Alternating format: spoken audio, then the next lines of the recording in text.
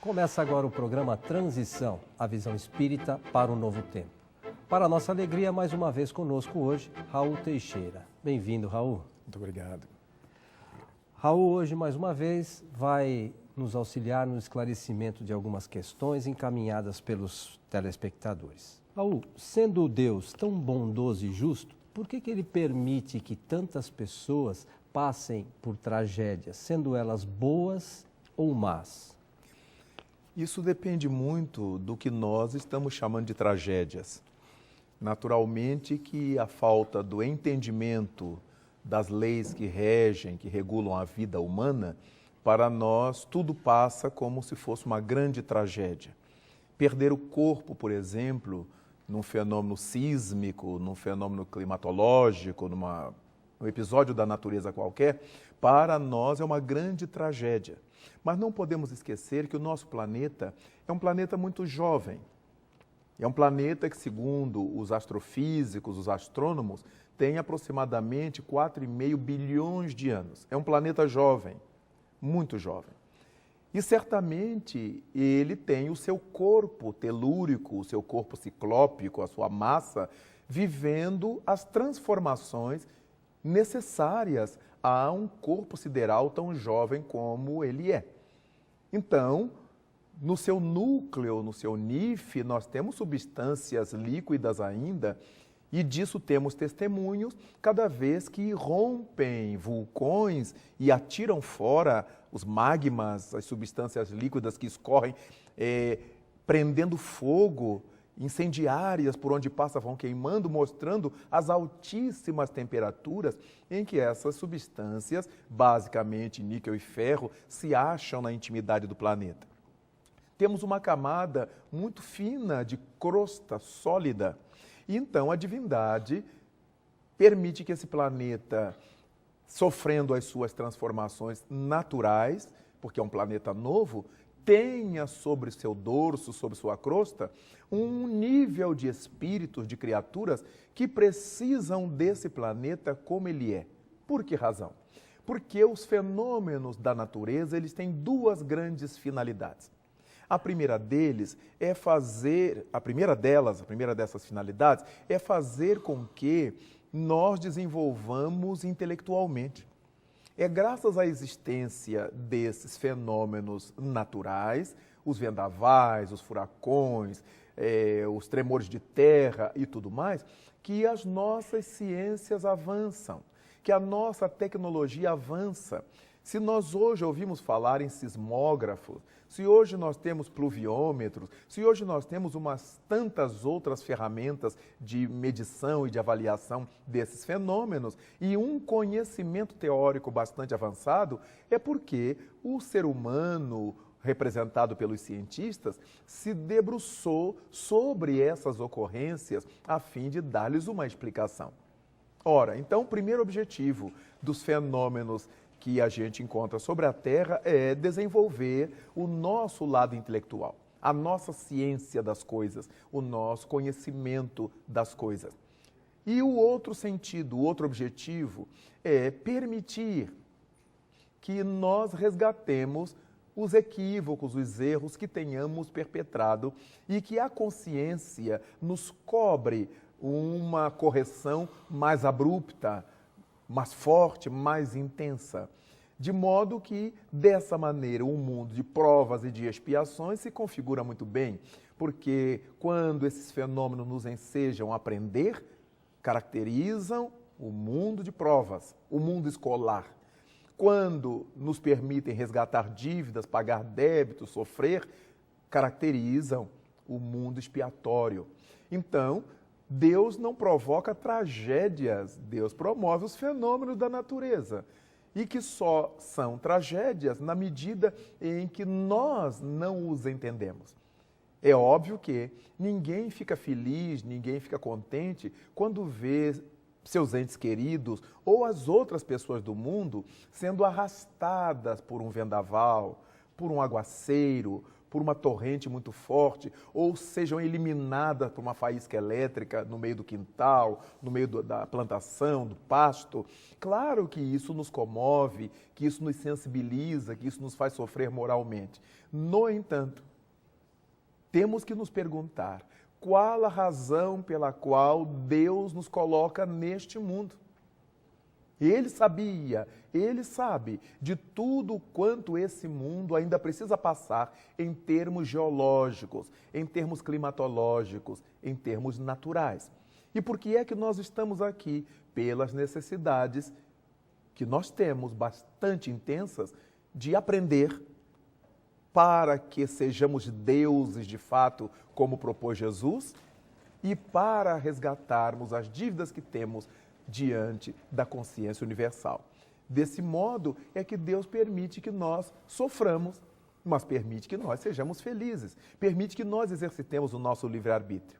Imaginemos um pai que tenha um filho com uma séria lesão e o médico diga para que ele fique bom dessa lesão tem que sofrer uma cirurgia. Será uma cirurgia delicada, demorada, um pós-operatório bastante difícil, mas é a grande saída para a saúde. Não existirá pai que impeça que esse filho sofra essa cirurgia, por mais dolorosa que seja a fase do pós-operatório, por mais delicado que seja o tratamento terapêutico, por mais difícil que seja a cirurgia. Então nós começamos a pensar que se o ser humano é capaz de expor o seu ente querido a um tratamento drástico, difícil, como saída para obter a saúde, imaginemos o Criador, que sabe que o nosso corpo físico é temporário, ele é um instrumento para o nosso progresso. Mas o sentido da vida, o objetivo da divindade, não é o nosso corpo físico, é a alma imortal que nós somos, é o ser eterno que nós somos. Por isso nós perdemos o corpo, mas não perdemos a vida. A tal ponto que Jesus Cristo nos disse: não temei aqueles que podem matar o corpo, mas nada podem contra a alma. Porque a alma é que é o ser imortal. De modo que estejamos vivendo na Terra com essa responsabilidade de sermos a cada dia tão nobres, tão trabalhadores, tão operosos, que ele possa ser o nosso último dia. Então nos propõe os benfeitores, que a cada dia nós vivamos com a alegria do primeiro dia e com a gravidade, a seriedade do último dia. Porque ninguém sabe nem o dia, nem a hora em que teremos que responder ao chamado de volta. Raul, você mencionou na sua fala sobre o desenvolvimento científico do espírito e o desenvolvimento moral. O que se dá primeiro, o científico se dá primeiro, Raul? Normalmente, o desenvolvimento intelectual da criatura humana é o que vem primeiro.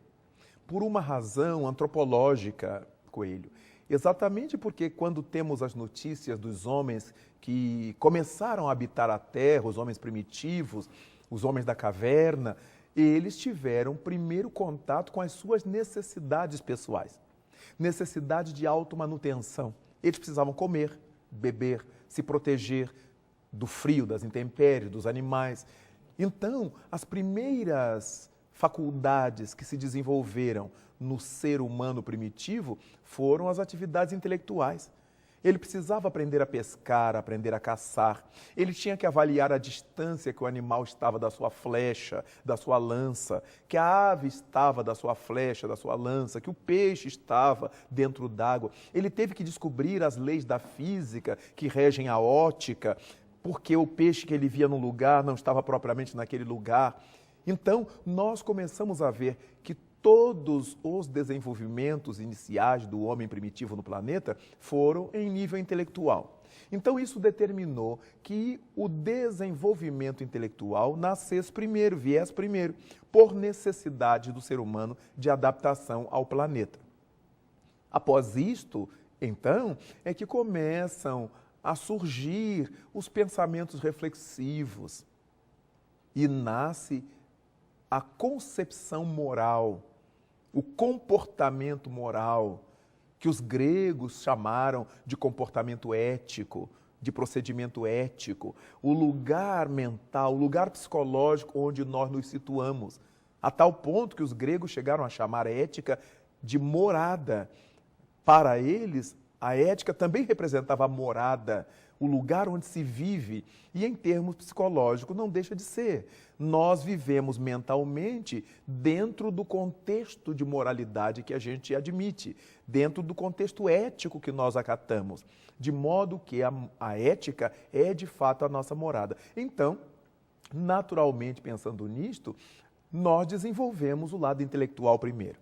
Quando no Livro dos Espíritos Allan Kardec indaga sobre isto, nós podemos achar isso lá na pergunta 780, quando ele quer saber se o homem se desenvolve ao mesmo tempo intelectualmente e moralmente. E os imortais dizem que não. O desenvolvimento moral não acompanha para e passo o progresso intelectual. Primeiro se dá o intelectual. Em seguida, o moral. Por que razão? Porque para que tenhamos progresso moral, nós temos que aprender a discernir, a distinguir, a fazer eleição, a separar o bom do mal, a saber o que é bom e o que é mal. Temos que ter juízo de valor. E isso nós não conseguimos sem o conhecimento intelectual. Daí então é que antes de nós desenvolvermos o lado moral, nós desenvolvemos o nosso trato intelectual. Primeiro a gente sabe para depois fazer escolhas intelectualmente dignas e moralmente corretas. Quando Allan Kardec perguntou aos espíritos, em O Livro dos Espíritos, que ideia se pode fazer de moral, eles responderam: moral é a regra de bem proceder, isto é, a de distinguir o bem do mal. Quando o indivíduo já consegue distinguir o bem do mal, o certo do errado, o é do não é, ele já tem um desenvolvimento moral para poder fazer isto. De modo que as duas coisas são importantíssimas, o desenvolvimento intelectual e o desenvolvimento moral. Agora, hoje se a gente for se recordar aí dos últimos anos, a humanidade como um todo teve um desenvolvimento científico bastante grande. E o moral, nem tanto, né? Muitas pessoas reclamam ou encaminham e-mails falando sobre isso também, né? A gente vê que os problemas sociais parece que se agravam a cada momento. Isso tem alguma coisa a ver com a transição planetária, o momento que a Terra vive, Raul? Isso tem a ver, sim, com o momento que a Terra vive, mas não é verdade que a questão moral esteja tão em segundo plano. A grande questão é que as mídias, de maneira geral, dão destaque ao mal, dão destaque ao escandaloso, dão destaque ao erro, aquilo que vende. E aquilo que vende é porque gera interesse nas pessoas, o escândalo. Se fala a respeito das crianças que são estupradas, que são violentadas. Todos os dias nós ouvimos isto, vemos isso em todos os aparatos das mídias. No entanto, ninguém cogita das famílias inumeráveis que adotam crianças, dos médicos que atendem de graça as crianças nos seus consultórios, do Dr. Pitangui, que abre a sua clínica no Rio de Janeiro para atender periodicamente as pessoas de graça, sem receber nada. O bem não tem valor. Ninguém dá notícia de um jovem favelado que estudou, que se formou, mas dá notícia do jovem favelado que usa drogas, que vende droga, que assalta na rua. Então vejamos que o problema não é que o bem não exista, é que o mal está muito destacado. Se aprendeu a glamorizar o mal de tal maneira que você não ouve mais notícias boas. E aí o que acontece? Quando alguém acha uma carteira de dinheiro e devolve, isso é notícia de televisão, isso é notícia de rádio, isso é notícia de jornal. O que deveria ser a regra virou a exceção. E as pessoas passaram a adotar o discurso: achado não é roubado, desde que o achado não tenha identificação. Mas o indivíduo acha uma carteira com o documento da pessoa, então ela sabe de quem é. Mas justifica-se por essa proposta materialista que está vigendo nessa atualidade do mundo. De maneira que o bem precisa se mostrar mais. Daí, quando se perguntou no Livro dos Espíritos, quando Allan Kardec pergunta aos Espíritos, na pergunta que recebeu o número 932, por que é que o mal avança tanto na Terra em prejuízo do bem, os espíritos responderam a algo muito interessante e curioso. Por culpa dos bons. Porque os maus, dizem ele, são ousados e intrigantes, enquanto os bons são tímidos. No dia que estes quiserem, preponderarão. E é isso que a gente vê. Quando nós queremos fazer uma coisa boa, a gente morre de vergonha. O que vão dizer de mim? Eu vou sair de noite, eu não posso mostrar, não posso dizer. Mas o indivíduo que faz o mal, ele assalta no meio do dia, bota todo mundo deitado no chão, ele prende todo mundo no banheiro, ele está pouco se lixando para a câmera que está filmando. Então, o mal é ousado e intrigante. E o bem é tímido. Então, nós verificamos que essa é uma realidade deste momento planetário. Nós estamos acompanhando só escândalos, só notícias perversivas, mas as coisas boas que estão acontecendo por aí. Quantos velhinhos sendo acolhidos, amparados, bem cuidados. A gente vê no Rio de Janeiro a Casa dos Artistas, tratando tão bem aqueles velhinhos artistas. Ninguém fala nisso. A gente ouve falar da Casa dos Artistas uma vez por ano na festa junina que eles fazem para angariar fundos. Mas fora disso ninguém fala. Os lares de criança que estão cuidando, educando os meninos, fazendo estudar, transformando meninos e meninas em homens e mulheres de bem, ninguém fala. Então, os homens e as mulheres que fazem as mídias, eles têm grande responsabilidade nessa expansão do mal, porque eles têm os veículos em suas mãos. Eles podem dar um espaço ao bem. Ninguém proíbe que se noticie o mal, mas que esse mal noticiado possa servir à construção do bem. E não noticiar o mal por noticiar o mal. Uma manchete negativa fica semanas, meses sendo falada a mesma coisa. Uma notícia boa, quando ela é falada, é só aquela vez e não há mais outra oportunidade. Verificamos quanto você não sabe das coisas boas feitas no mundo.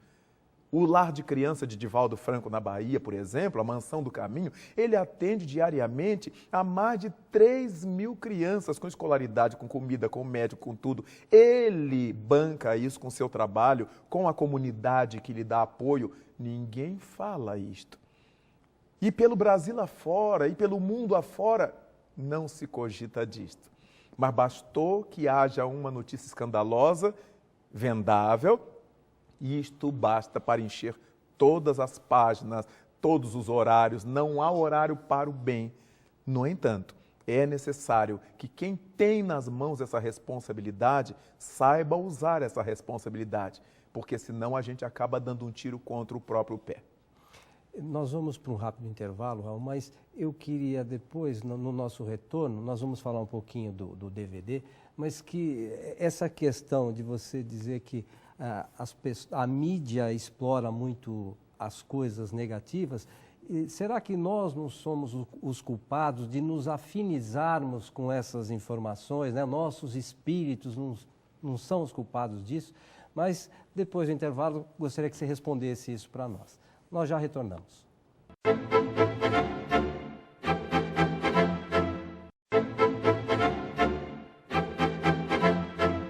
Estamos de volta com o programa Transição, a visão espírita para um novo tempo. Hoje com Raul Teixeira esclarecendo algumas questões, sempre com a visão espírita. Raul, eu queria que você falasse um pouquinho sobre este DVD, Sexualidade, lançado pela editora Frater. Foram-me apresentadas 22 perguntas a respeito da sexualidade, com seus diversos aspectos. E essas 22 perguntas foram por mim respondidas e foi disso gerado um DVD e um CD com o nome Sexualidade, uma visão espírita, sob uma visão espírita. De modo que as questões são temas de atualidade, são temas muito empolgantes e certamente será útil aos interessados. Então fica a sugestão da sua compra aí do DVD ou CD, né? Sobre sexualidade numa visão espírita. Raul, retornando aqui ao nosso tema, eu deixei uma pergunta no ar sobre essas questões das notícias negativas veiculadas pela mídia. Elas não são trazidas e porque as pessoas ficam ligadas, né? Os seus espíritos se afinizam muitas vezes com essas ideias, Raul? Existe o sim e existe o não. Normalmente, os espíritos que estamos reencarnados na Terra, ainda temos o pezinho muito mais no menos do que no mais. Mas estamos na transição evolutiva. No entanto, verificamos que a sociedade é muito moldável. Aquilo que você oferecer às massas, a massa vai gostar. Se você trouxer uma coisa boa, a massa vai passar a gostar de coisas boas. Se você trouxer coisas ruins, a massa se adaptará às coisas ruins. Recordo-me de que há alguns anos tínhamos no Brasil, no Rio de Janeiro, São Paulo, um projeto de música ao ar livre e juntava muita gente.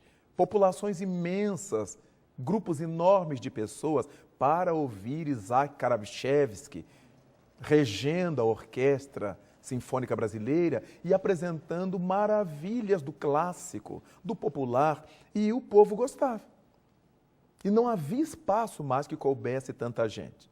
Mas na medida em que não há verbas para fazer coisas boas, só há verba para o nível da ralé, o nível mais baixo, então o povo vai se tornando ralé, intelectualmente falando e moralmente falando também. Na medida em que você só noticia coisas ruins, o seu psiquismo vai se ajustando às coisas ruins. Você começa a ter medo de sair de casa, você começa a ter medo de conversar com as pessoas, você começa a ter medo de ser amigo das pessoas, você começa a ter medo. Na medida em que se oferecer às criaturas uma campanha de aproximar do outro, de ser fraterno, de ter segurança nas ruas, de saber dirigir bem, de dirigir com cuidado, agora nasce a campanha de você respeitar o pedestre. Então, são coisas boas que vão reeducando as comunidades.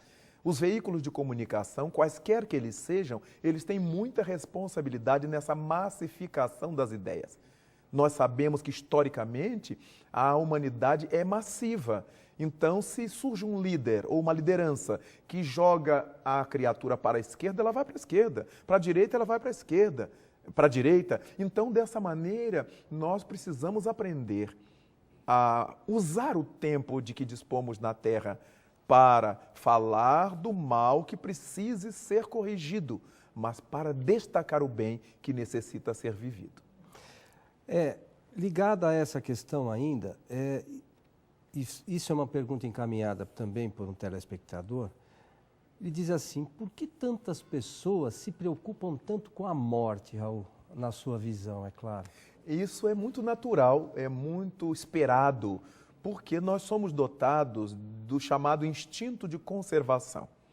E a divindade nos dotou desse instinto de conservação exatamente para que nós pudéssemos cumprir o nosso papel aqui na Terra. Se nós não tivéssemos esse instinto de conservação, qualquer desgosto a gente deitaria e quereria morrer. Siga o enterro. Nós não enfrentaríamos as enfermidades, nós não enfrentaríamos o baixo salário, a gente não enfrentaria o inimigo, a gente não enfrentaria o mau tempo. A gente morreria, seria tão fácil fugir. No entanto, como temos um programa de vida a executar aqui na Terra, como temos compromissos a levar adiante aqui no mundo, nós carregamos nesse instinto de conservação o desejo de não morrer. A pessoa está doente nas últimas, mas está se agarrando à terapia, a um tratamento, à rezadeira, ao padre, ao curandeiro, a quem possa ajudá-la. Vejamos que é um instinto de conservação. Esse medo da morte corresponde a uma necessidade que a gente tem de ficar aqui. Todo mundo reclama que a vida é difícil, que a vida é dura, isso ou aquilo, mas está todo mundo aqui. Ninguém quer ir embora. E nós ficamos muito confrangidos diante da morte de alguém. De forma que a esse instinto, a essa coisa natural do instinto de conservação, cabe bom senso. Embora nenhum de nós deva buscar a morte, pela consciência que temos da importância do viver, também não nos cabe esse apego patológico à vida corporal, a tal ponto que não haja espaço mental para pensarmos na morte, que é uma fatalidade. Tudo quanto nasce tem que morrer um dia. E se o nosso corpo físico nasceu, ele vai morrer um dia. Que dia é esse? Não sabemos. Então, que esse assunto possa ser ventilado com um pouco mais de naturalidade. o que vai acontecendo é que, pelo fato de jamais se cogitar da morte, jamais se falar da desencarnação, as pessoas ficam desprevenidas e despreparadas. Quando falece um parente, um amigo, a criatura se desespera, entra num verdadeiro pânico, porque aquilo não fazia parte das suas cogitações. E, naturalmente, isso é prejudicial. É muito importante que eu lide com meu pai, com minha mãe, com meus filhos, meus irmãos, meus amigos, sabendo que um dia um de nós terá que ir. Possivelmente não vamos todos juntos num acidente coletivo, vá um de cada vez. E quem é que irá primeiro? Não sabemos. Para um pai é muito difícil ver um filho morrer, mas para um filho também é muito difícil ficar sem seus pais, ficar órfão. Então a vida é toda assim. Nós sentimos sempre muita falta daqueles que partem da vida física, mas não podemos perder de vista que no mundo em que estamos e na realidade evolutiva nossa, a morte é uma necessidade da evolução. É uma característica do nosso estágio evolutivo. Não podemos imaginar o que seria de nós com 250 anos, com o corpo de 250 anos. Na medida em que vamos completando as décadas, vamos vendo como é que o corpo passa a sofrer, a ficar debilitado, a ter necessidade, a não responder mais a muitas coisas. Imaginemos esse envelhecimento continuado, nós iríamos nos sentir cada vez mais inativos, mais incapazes, mais impotentes. Isso seria uma infelicidade. Imaginemos-nos com 300 anos, 400 anos de idade, sem poder mais sair da cama, levantar, ter a nossa vida livre, dependendo de tudo e de todos. Então, a inteligência divina é perfeita. Chega a um ponto que o corpo já não nos serve mais, saímos dele, para voltar à Terra com uma nova enxada, com um novo instrumental e seguir trabalhando no rumo da nossa evolução. Nós temos um vício que a gente chama de amor, que é o vício do apego. O apego nunca foi amor. O amor significa liberdade. Que a gente chore o passamento dos entes queridos, mas chore de saudade. Nunca de rebeldia, nunca de revolta e nem evocando esses mortos.